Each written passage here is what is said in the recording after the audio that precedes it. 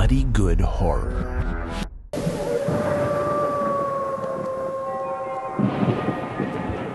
Welcome back once again for another quick look here with me, your host, Casey. This week, we're talking about Obludia, a little arena shooter in the vein of Smash TV, Robotron, some of those oldies but goodies back there.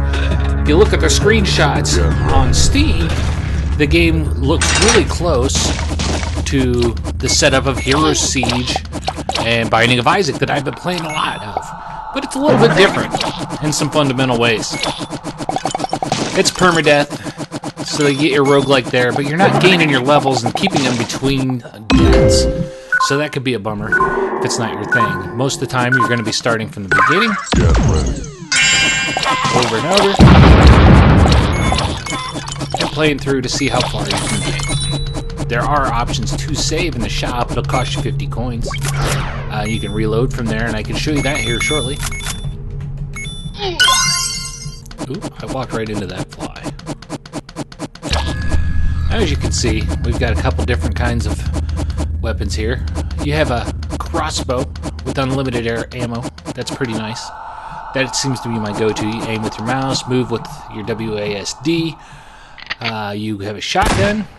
Works in much the same way, a little bit slower. You have some mines, you have a sword, you have some pistols you can pick up, and some other goodies. You also have a secondary attack, which I've just found the dynamite so far, and you have spells that you can cast with your ERNT, which will show up here. Get ready. So, as I said, we're just going through, getting as far as we can. And the game repeats like this pretty much over and over. But it's the type of game you're expecting. This is a sit down and play it quick, waste 10-15 minutes and move on to something else in your night type of game. Those games are nice to have now and then. It's much lighter on the frustration that comes with roguelike type games with the permadeath. At least for me it is. It's got a pleasant little art style there. Gameplay is simple enough, and it works smoothly. Now, if you come into it expecting something like Binding of Isaac or Heroes Siege with that kind of structure and that kind of progression, you're going to be a little bit disappointed, and you might be a little frustrated if you don't know what you're looking for, getting into, I should say. If you're looking for the wrong thing, is a better way to put that. Just because it's not that type of game. You're going to run around, you're going to shoot some stuff, and you're going to go as far as you can. Much more like the old school Robotron and stuff like that. But that's not to say it's a bad game. It's an enjoyable game. It's well put together. It's got some nice little bits and pieces to it. So here we have a shop. Where we can load up. We can steal all his crap, because what fun is a game you can't rob a shopkeeper blind without him doing anything. And then we can buy some upgrades. We can buy ammo, we can buy spells. We can buy this little doggy dude that runs around and buys our stuff, or picks up all of our items for us. Charms. We'll buy some spells, and then for 50 coins you can save your progress, and then you can restart here the next time. Get ready. The shop shows up every 3 levels, so every 3 levels you can technically save your game and come back to it later. And depending on how you want to progress and how you want to move on, it's either good or bad. Now for me, I had a game saved just before the boss at the end of World 1. We went ahead and overwrote that just to show you how it works. It's not that far into it, it's not that hard to get back to. So as you can see, gameplay's simple. You just run around. You're basically, like I said a couple times now, you want to get as far as you can, but you're mostly concerned with your score, it seems. You want to get gold to, obviously, buy upgrades and such. Buy some ammo.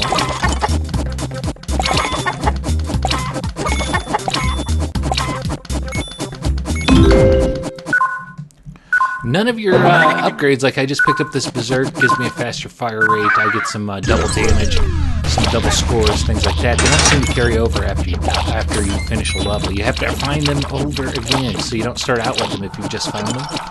It's kind kind of a bummer, kind of annoying, but at the same time I can take that as that's how they designed the game and not have a problem with it.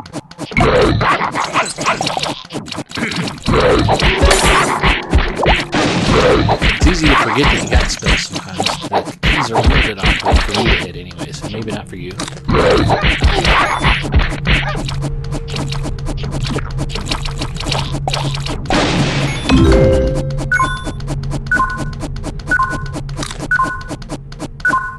So as you see, I've been using the crossbow mainly because it's quick, it's easy, and it's free. You don't have to worry about ammo with it. And as I said before, you don't get to carry things over like your berserk or your extra power or your fast feet, so between levels, so I'm not exactly sure why they give them to you. It doesn't make sense. Sometimes you go check these posters because I've noticed that they pick up bonuses, or like bonus levels.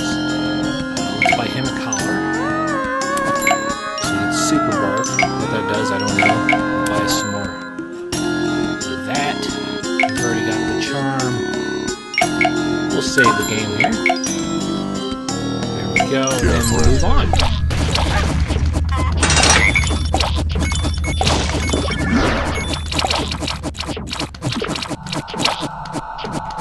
So the game doesn't move it.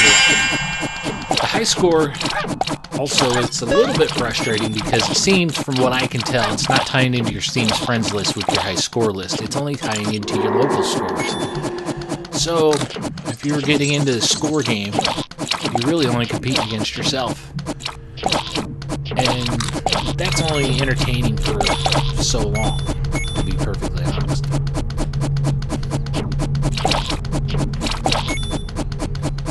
But at the same time, it's kind of fun to go around and see what's got to offer.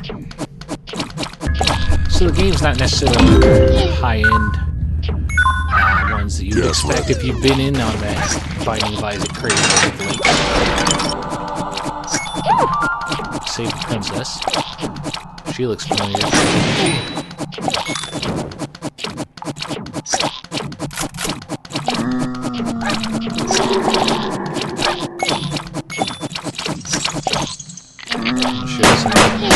Here's our pistol. Seems kind of weak. The shotgun is mine. I'll show you the shotgun here. It's not bad, but it's slow. Get ready.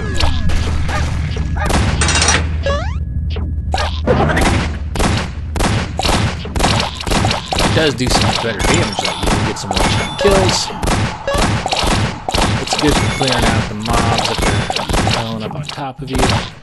You're getting a bit overwhelmed. It's easy to miss those spider balls. Just keep spinning the spiders and think that you're stuck. Get ready. Alright, here we go. Got some dynamite there.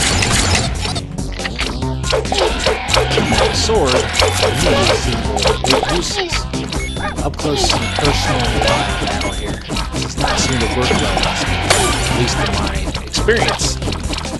But that could just be me.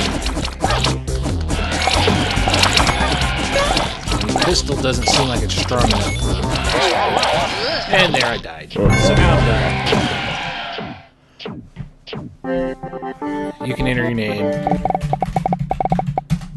And there you have it. You have your score list. These are all my games. I got tired of putting my game in after every round. It's all my high scores. There's no options for, comparing scores against your Steam's friends list or anything like that. You do have some two-player survival, which I've not tried. There's only one runner. There's two players. Local. You're just churning out some waves, and that's all there is to it. Not much different. I don't know how it goes with the second player. I'm assuming the gamepad, which I don't have hooked up right now. Or I would grab my daughter and have her doing this, but at the same time, I don't feel a really strong compulsion to play multiplayer. I'm pretty happy with just playing this by myself, to be perfectly honest. I just wish that I could compare scores with other people. Now, it plays pretty well with keyboard and mouse. Like I said, I'm playing with WASD and the mouse. Gamepad, I'm sure, would be fine. High scores, if you go in here, again, just local high scores, no options for Steam high scores. You got some options here. You got a hard, normal difficulty. You can do full screen, that kind of stuff. Nothing exciting there. You have some credits where you can see the info on FobT. Other than that, that's really all there is to it. There's not a whole lot else there. If I go back in here, that's not where I wanted to go. That's just going to start us back right at the beginning. But I would show you here, too. If you go to load game, you're going to start back in the shop, as I'd said. Get ready. That works exactly as you expect. Now, the one thing that sucks, if you beat the boss, and you start over on the next level, you gotta wait until you get a shop, or you're gonna be coming right back to this spot again.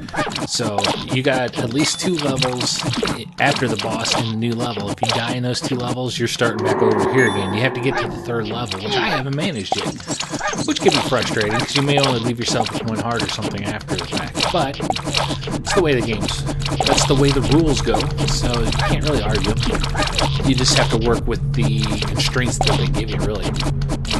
And there's no real reason to argue with that, or complain about it. So there you have it. That's Obludia by FobT Interactive. This came out in this last July, so it's been out for a little bit, and it's out there on Steam. You can have this for $8.99, so it doesn't cost much. It goes on sale a lot on the weekly sales and whatnot. I saw it in the autumn sale. You can grab it pretty cheap. It's worth it, for sure, for $5 or under, I'd say. If you like to have some time killers that you can play in 10, 15-minute chunks, this is really good for that, so I'd highly suggest that as well. So, until next time, I'm Casey. This is Bloody Good Horror, and this is a quick look at Obludia from FobT Interactive. I hope you enjoyed. Be sure to hit subscribe there on the YouTube channel. Come follow me and say hi on Twitter. I'm CaseyBGH on Twitter. I'm Cinema Fromage on Steam. Until next time, bye-bye.